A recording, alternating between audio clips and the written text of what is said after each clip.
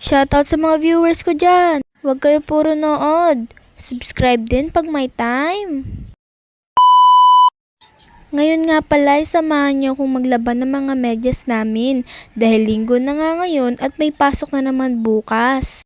Dito nga pala ay pinaghihiwalay ko na yung mga medyas at mga uniform namin para mabilis ko agad itong makita at malabhan na. Laban nyo nga pala ako niya.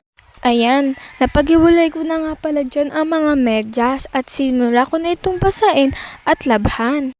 Sobrang dami nga pala ng mga medyas namin kaya naman ang kamay ko ay pagod na pagod.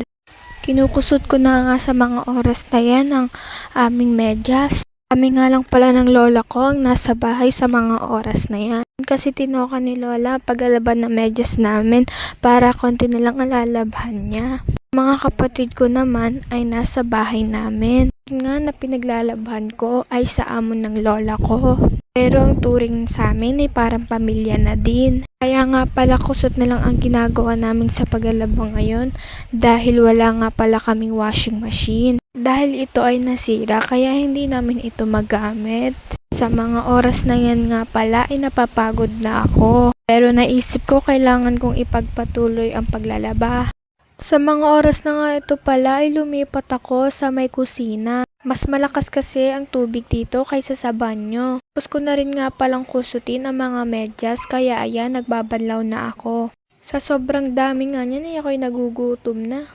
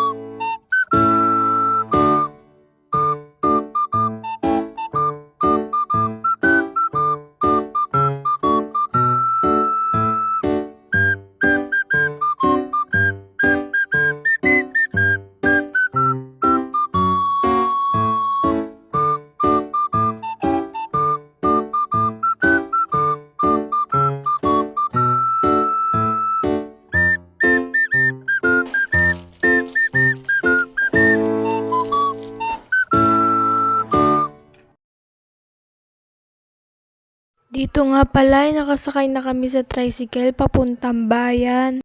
Medyo mahirap nga ang daanan dito sa amin palabas dahil lubak-lubak. Palabas na nga pala kami niyan ng highway. At dito nga ay nasa kalsada na kami. Medyo malayo-layo din ang babiyahihin namin. Dahil nga nasa bukid kami, malayo ang pamilihan. Dahil nga nasa ibaba ito at nasa taas kami. Mga 30 minutes nga pala ang kailangang biyahihin dito. Dito nga pala ay may ginagawang bagong daan kaya medyo malikot ang camera. Para siyang tulay. Nga pala semento ito kaya lubak-lubak.